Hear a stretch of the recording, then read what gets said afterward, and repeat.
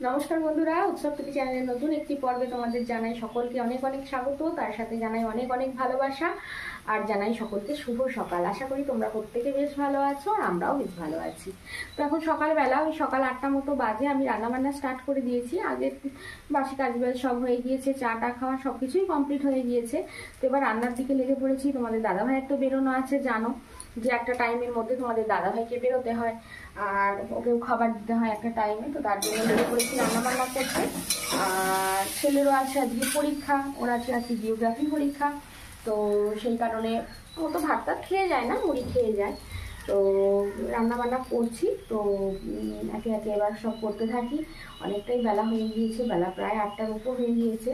তো তোমাদের দাদাভাই তো আবার 9টা-15-র দিকে এরকম ভাত খাবে, খেয়ে আবার ছেলেকে দিতে যাবে পরীক্ষার সেন্টারে। তো তার জন্য একটু তাড়াহুড়ো করছি। তো চলো, আর এইমাত্রই রান্নাবান্না স্টার্ট করছি আর কি। তো চলো তোমাদের দেখাই কি দিয়ে কি রান্নাবান্না করছি না করছি। তো আজকে রান্না হচ্ছে বেগুন, আলু, ডাঁটা, এই সমস্ত কিছু, বড়ি তো থাকবেই। এই সমস্ত কিছু দিয়ে একটা ঝোল করব। পেঁপে ভাতে দেবো, পেঁপে ভাতে তো তোমাদের দাদার মাস্ট। আর পেঁয়াজটা ওই আলু ভাজা করছি, আলু ভাজার মধ্যে যাবে আর কি। আর এখানে বাঁধাকপি ভাজা হবে, আর এই দেখো আলু ভাজা করছি।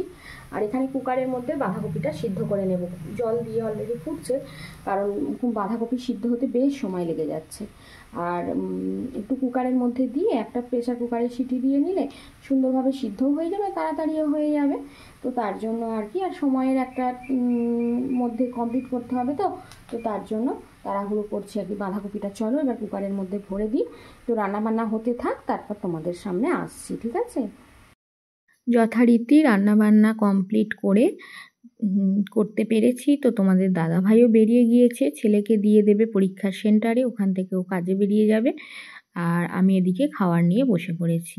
তো এখন নিয়েছি বাসি রুটি, একটু বাসি সোয়াবিনের তরকারি, আর আজকে করেছি একটু কপি ভাজা, বাঁধাকপি ভাজা আর কি। তো ওটাও নিয়েছি একটু। আর মা কেটেছে পেঁপে। তো তোমাদের দাদাভাই এনেছিল বাজার থেকে পাকা পেঁপে, ওটাই এখন খাওয়া হবে। তো এখন লেগে পড়লাম। খাওয়া দাওয়ার পর থালা বাসন সমস্ত কিছু মেজেছি। তো মাজা ধোয়া করে তারপর এখন ঘর বারান্দাগুলো ঝাঁট দিচ্ছি। এবার মোছামুছির পালা, মোছামুছি করতে হবে। আর তোমরা তো জানোই আমি ঘর বারান্দা মোছার আগে একটু ভালোভাবে ঝাঁট দিয়ে নিই। তো যাতে করে কি হয় না, ঘরগুলো তাড়াতাড়ি মোছাও হয়ে যায় আর পরিষ্কারভাবে মোছা হয়, বেশি নোংরা হয় না আর কি, বেশিবার নাতা বোলাতে হয় না। তো এই হচ্ছে ব্যাপার। তো চলো এবার ঝাঁটটা দিয়ে দিই, তারপর আবার মোছামুছি করব। তো এবার মোছামুছির পালা। তো আগেই প্রথমেই ছেলের ঘরটা মুছে নিচ্ছি। তো তারপর মায়ের ঘরটা মুছবো, তারপর বারান্দার অর্ধেকটা মুছবো। তো তারপর আবার জলটা পাল্টে নেব, নিয়ে আমাদের ঘরটা মুছবো আর বারান্দার অর্ধেকটা মুছবো। তো আজকে আর সিঁড়িটা মুছবো না, আর হ্যাঁ আজকে সিঁড়ির নিচেটা একটু মুছবো। তো একদিন আমি সিঁড়ির নিচেটা মুছি, একদিন সিঁড়িটা মুছি, এরকম অল্টারনেট করে মুছি। কারণ রোজ দিন না পুরোটা মোছা হয়ে ওঠে না, অনেকটা এরিয়া তো। আর মানে এতটা মুছতে গেলে অনেকটাও সময় লেগে যায়। আবার এদিকে কাজকর্ম আছে, এদিকে টাইমে ভাত দেওয়ার ব্যাপার আছে মাকে। তো সেই কারণে না সবটা রোজ দিন মোছা হয়ে ওঠে না। তো ঘর বারান্দাগুলো রোজই মুছে নিই, কিন্তু সিঁড়িটা আর ওই সিঁড়ির নিচেটা একদিন অল্টারনেট করে করে মুছি। তো এই হচ্ছে ব্যাপার। তো চলো চটপট করে মোছামুছি করে নিই, কারণ এখনও রান্নাঘর মোছা, গ্যাস মোছা, এগুলো সবই বাকি আছে। আবার একবার ভাতও বসাতে হবে। তোমরা তো জানো যে ছেলে পরীক্ষা দিতে যাচ্ছে, আমি একবার বেলার দিকে ভাতও করছি। তো সেই কারণে ভাতটাও বসাবো। তো চলো এবার মোছামুছিটা করে নিই, আবার ওদিকের কাজের দিকে যেতে হবে। এই সমস্ত কাজকর্ম হয়ে গিয়েছে, ভাতটাও বসিয়ে দিয়েছি, ভাতটা হচ্ছে হোক, খানিক পরে গিয়ে ভাতটা নামিয়ে নেব। কিন্তু তার আগে এসেছি ওপরের ঘরটা একটু ঝাঁট দিয়ে পরিষ্কার করব, আর ওই ছাদটা একটু ঝাঁট দিয়ে পরিষ্কার করব। কিন্তু কথা হচ্ছে, আমাদের ওই দুটো পাশের বাড়ির বাচ্চাকে দেখছো, ওরা এসে হাজির। ওরা এসে হাজির বলতে আমি রান্নাঘরে গিয়েছি, সরি আমি ওই আমার ছেলের ঘরেই চালের ড্রাম রাখা থাকে আর কি একপাশে। তো ওখান থেকে চাল নিতে গিয়েছিলাম। আর নিচের মানে আমাদের জানালাটা কাটা জানালা, তো ওপর নিচে কাটা, তো নিচেটা একটু খুলে দিয়েছিলাম আর কি মোছামুছি করার সময়।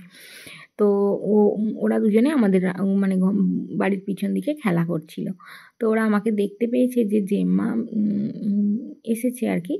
তো দেখতে পেয়ে আবার এলো। আর ওদের আসার একটা কারণ আছে জানো, ওরা না ওই বাদাম ভাজা খাওয়ার লোভে এসেছে। বাদাম ভাজা খাওয়ার লোভে বলতে তোমাদের দাদাভাই কিছুটা বাদাম ভাজা এনে রেখে দিয়েছিল, ছেলেটা খাবে বলে। একটু টুকটাক তো খেতেই চায়, আর পরীক্ষার সময় তোমাদের দাদা বললো যে এটা ওটা আনবো না, একটু বাদাম ভাজা এনে রেখে দিই, ওর যখন খেতে মন চাইবে খাবে। আর এরা দুইজনে কি করেছে জানো, একদিন এসেছিলো, দেখেছি তোমরা, অনেকক্ষণ ছিল এসে। তো সেই দিন না দেখে গেছি বাদাম ভাজা আছে। আর তারপরে প্রায় দিনই আসছে, কিন্তু ভিডিও তো আর সবসময় করা হয় না, প্রায় দিনই আসছে আর এসে ওই বাদাম ভাজা খেয়ে যাচ্ছে। এবার আমি তো কাজের মধ্যে ব্যস্ত থাকছি, আমি ঘরের মধ্যে ঢুকতে পারছি না সব সময়। আর তখন কি করছে, ওরা বাদাম ভাজাগুলো খেয়ে যাচ্ছে জানো। আর খেয়ে একেবারে মানে কৌটোটা সে ফাঁকা করে ফেলেছে। তো ফাঁকা হয়ে গেছে বলে আমি কৌটোটা বাইরে বার করে দিয়েছি। আরে এখন আজকে এসে এবার ঘরের মধ্যে ঢুকেছে বাদাম ভাজা খাওয়ার জন্য, কিন্তু বাদাম ভাজাও নেই আর কৌটোও নেই। আমাকে বলে যে মা বাদাম ভাজা কী হলো? আমি বলছি তোরাই তো খেয়ে গেছিস। উৎসব দাদা বলছে যে বাদাম ভাজাগুলো মা কী হলো? বলছে আমরাই সব খেয়ে ফেলেছি। মেয়েটা আবার বলছে মেয়েটা না ভীষণ পাকা। দেখো না ছেলেটা কীরকম শান্ত হয়ে বসে আছে, আর মেয়েটা দেখেছো এই দেখো চেয়ার নিয়ে নাড়ানাড়ি করছে। চেয়ারে ছিল আমার শুকনো জামা কাপড়, সেগুলো সব ছাদে ফেলে দিয়ে আসলো, দিয়ে এসে ওই দেখো চেয়ারটা নিয়ে এবার ওখানে বসবে দুজনে। ওই তো চেয়ার আর ওই টুল দুজনে নিয়ে এবার কাড়াকাড়ি মারামারি এই রকমটাই করবে। তো চলো ওরা ওদের মতো করুক, আমি আমার মতো কাজকর্ম করে নিই। আবার আমার চান আছে, শাশুড়ি মাকে ভাত দেওয়ার ব্যাপার আছে, একটার পর একটা কাজ তো আছেই। ওদের রঙ্গ দেখলে তো আর আমার চলবে না, তাই না বলো? তো ওরা ওদের মতো খেলাধুলা করুক। তো এখন স্নান করে নিয়েছি, স্নান টান করে মাকে ভাতও দিয়ে দিয়েছি, মা ওখানে ভাত খাচ্ছে। আর আমি এবার মাথাটা একটু ভালোভাবে মুছে নিয়ে এবার চুল টুলগুলো আঁচড়াবো। ছেলেটা এখনও আসতে দেরি আছে, এখন ওই 1:45 মতো বাজে। তো একটু এখনও মানে এখনও 15 মিনিট মতো আছে, পরীক্ষা দেবে আর এখনও 15 মিনিট লাগবে, তার মানে আধা ঘন্টা মতো লাগবে আর কি ওর বাড়ি আসতে। তো তার আগে চলো আমি চুল টুলগুলো আঁচড়ে নিই, তারপরে ছাদে কাপড় জামাগুলো মেলে দেবো। তো ধোয়া কাচার যে জামা কাপড়গুলো আছে আর কি। তো এক এক করে কাজকর্ম করতেই দেখো না সময় কীরকম চলে যাচ্ছে। তো চলো চুলটা আঁচড়ে নিই, তারপর আবার পরে আসছি, তোমাদের সঙ্গে দেখা হচ্ছে। তো খাওয়া দাওয়া করে কিছুক্ষণ বসেছিলাম, তারপরে এই তো 4টে বেজে গেল। এবার জামা কাপড়গুলো সবই আমার প্রায় তোলা হয়ে গিয়েছে, গামছা দুটো একটু ভিজে ছিল, তো ওগুলো এবার তুলে নিলাম। নিয়ে চলো নিচের দিকে চলে যাই, আবার নিচেও কাজকর্ম আছে।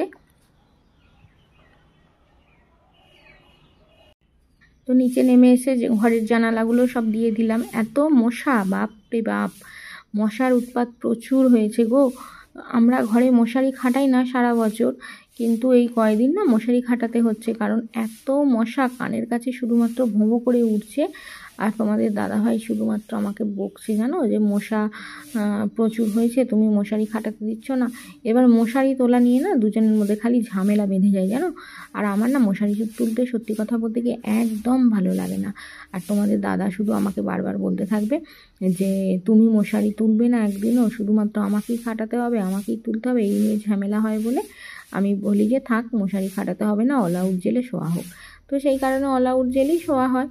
কিন্তু এই কয়দিন না অল আউটও মানছে না, এত মশার পরিমাণ বেড়েছে। তো তার জন্য আগে জানালাগুলো দিয়ে সব অল আউট জেলে দিলাম, ছেলের ঘরে, আমাদের ঘরে। আর মা তো 12 মাস মানে সারা বছরই প্রায় মশারি খাটিয়েই শোয়, মায়ের কোনো সমস্যা নেই। তো এই হচ্ছে ব্যাপার। তো চলো ঝাঁটটাও এবার দিয়ে দিই। তো ঘর বারান্দাগুলো ঝাঁট দিয়ে, আর উঠোনটাও ঝাঁট দিয়ে নিয়েছিলাম আগেই, তারপর ঘর বারান্দাগুলো ঝাঁট দিলাম, তারপরে হাতটা ভালো করে ধুয়ে নিলাম। তো ধুয়ে নিয়ে এখন চলে এসেছি বাসনগুলো গুছাবো। তো এইটার মধ্যে তো সারা দিনের বাসন সব রাখা থাকে, তো এটা থেকে এবার তুলে বাসনের ঝাঁকা থেকে তুলে এবার মিটকেসের মধ্যে গুছিয়ে রেখে দেবো। এটার মধ্যেও রাখলে হয়, কিন্তু কি বলো তো, আবার এটাকে একটা কিছু ঢাকা দিতে হবে। আর তা না হলে না পুরো এর ওপর দিয়ে টিকটিকি আরশোলা এটা ওটা চলতেই থাকবে। তো তার জন্যই আর কি মিটকেসের মধ্যেই বাসনগুলো রেখে দিই, ওখানে রাখলে শেপ থাকবে, ভালো থাকবে। তো এই হচ্ছে কথা। তো চলো বাসনগুলো ঝটপট করে গুছিয়ে নিই। তো গুছাতেও দেখছো এতগুলো বাসন অনেকটাই সময় লেগে যাবে, তো কি আর করা যাবে, করে নিই টুকটুক করে। বিকেলে সমস্ত কাজকর্ম তো আমার মিটলো, এবার একটু বাইরের দিকে বেরিয়ে আসলাম। আর আমাদের বাড়ির সামনেই তো পাকা রাস্তা, সব সময় তো যানবাহন একটার পর একটা যাচ্ছেই। তো এদিকে দেখো কাকিমাদের সবজি বাগানটা পুরো ফুল বাগান হয়ে গেছে, দেখতে পাচ্ছ চারিদিকে ফুলে ভর্তি, মাঝখানটা ফাঁকা, কারণ এখন আর কিছু সবজি সেরকম লাগাবার নেই। হয়তো লাগাবে, কিন্তু কাকিমারা এখন নেই, কাকিমারা গেছে কুম্ভে। তো ওখান থেকে এসে হয়তো লাগাবে, কাকু বলছিল। তো যাই হোক, আর আমাদের এই কাঁটা মুকুট গাছটা দেখো এত সুন্দর লাগছে। তো তোমাদের দাদাভাই যেখানে কাজ করে সেখান থেকেই একজন দিয়েছিল আর কি। তো এখন সন্ধ্যা দিয়ে চলে আসলাম এবার জামা কাপড় গুছাতে। তো দেখো সমস্ত সব জামা কাপড় এবার আমি এইভাবেই তাল করে নিয়ে ছাদ থেকে এসে খাটে রাখি। তো খাটে রেখে তারপরেই এক এক করে গুছাতে থাকি, এই হচ্ছে ব্যাপার। তো চলো এগুলো চটপট করে গুছিয়ে নিই, এক এক করে গুছাতেও অনেকটা দেরি হবে। তো ছেলে আবার এই পাশে পড়াশোনা করছে, ওর মতো পড়াশোনা করুক, আমি আমার কাজকর্ম করি এক পাশে এক এক করে, তাই না? তো সেই কারণেই কথা টথা আর বেশি বলছি না। তো চুপচাপই নিজের মনে কাজকর্ম করছি, কারণ ও পড়াশোনা করছে পাশে, ওর তো ডিস্টার্ব হবে। আর ও এই ঘরটায় খুব একটা পড়াশোনা করতে বসে না, আজকে ওর কি মন গেছে পড়াশোনা করতে বসেছে আর কি। তো আমাকে বললো, মা তুমি আর একটা আলো যেটা আছে ওটা জ্বেলে দাও। তো আমি আলো জ্বালতে গিয়ে আবার আর একটা আলো যেটা জ্বলছে সেটাকে অফ করে দিয়েছি, এই হচ্ছে ব্যাপার জানো। তো চলো দুটো আলোই জ্বেলে দিয়েছি, ও ওর মতো পড়াশোনা করুক আর আমি ঝটপট করে আমার কাজকর্ম করে নিই। তো কাজকর্ম হলো, এবার হচ্ছে রাতের রান্না, খাওয়া দাওয়ার তোড়জোড় তো করতেই হবে। তো এটাই হচ্ছে আসল জিনিস। তো কড়াই ভিজিয়ে দিয়েছি, মটর কড়াই। তো এবার মটর কড়াইটা সিদ্ধও বসিয়ে দিয়েছি। এদিকে সিদ্ধ হোক, সবজি আনাজপাতি সমস্ত কিছু কেটে নিই। আলু, পেঁয়াজ, আদা, রসুন সবই কাটা হয়ে গেছে। আর এদিকে যথারীতি মশলাটাও আমি কষতে আরম্ভ করে দিয়েছি।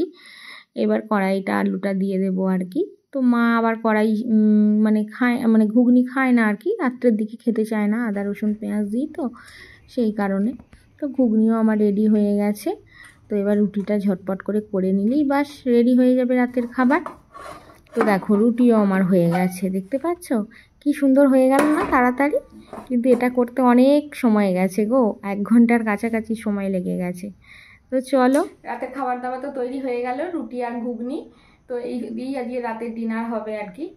তো এখন খাওয়া দাওয়া হবে না, কারণ এখন ছেলে পড়াশোনা করছে, পড়াশোনা করুক, এখন পরে খাওয়া দাওয়া করবে আর কি। আজকে ওর জিওগ্রাফি পরীক্ষা ছিল, ভালোই দিয়েছে। কালকে আছে বায়োলজি পরীক্ষা, আর কি লাইফ সায়েন্স পরীক্ষা। তো কালকে আশা করছি ভালোই হবে, কারণ সারা বছর প্রচুর খেটেছে, প্রচুর কষ্ট করেছে পড়াশোনার জন্য। আর ও পড়াশোনার জন্য না প্রচুর কষ্ট করতে রাজি আছে। তো পড়াশোনার জন্য ও কোনোদিনই কোনো পড়াশোনাকে বাদ দিয়েও কিছু করে না আর কি, ও বইকে খুবই ভালোবাসে। এবার দেখা যাক, বাকিটা ওপরওয়ালার হাতে। মাধ্যমিক উচ্চ মাধ্যমিক এই সমস্ত বোর্ডের পরীক্ষা মানেই তো ওপরওয়ালার হাতে, তাই না? দেখবে আবার কত মানুষ খারাপ পরীক্ষা দিয়েও ভালো রেজাল্ট করে ফেলে, আবার কত মানুষ ভালো পরীক্ষা দিয়েও ভালো রেজাল্ট করতে পারে না। তো সবটাই ঠাকুরের উপর নির্ভর করছে, ঈশ্বর যেটা চাইবেন সেটাই হবে। তো এই হচ্ছে ব্যাপার। আর আজকে আর পর্বটা আর বেশি দীর্ঘ করব না, আজকের পর্বটা এখানেই শেষ করছি। তো তোমরা সবাই খুব ভালো থেকো, সুস্থ থেকো, সকলে খুব হ্যাপি থেকো। আর আমাকে যদি ভালো লেগে থাকে তাহলে অবশ্যই আমার চ্যানেলটা সাবস্ক্রাইব করে আমার পাশে থেকো। আজকের মতো আসছি, নমস্কার।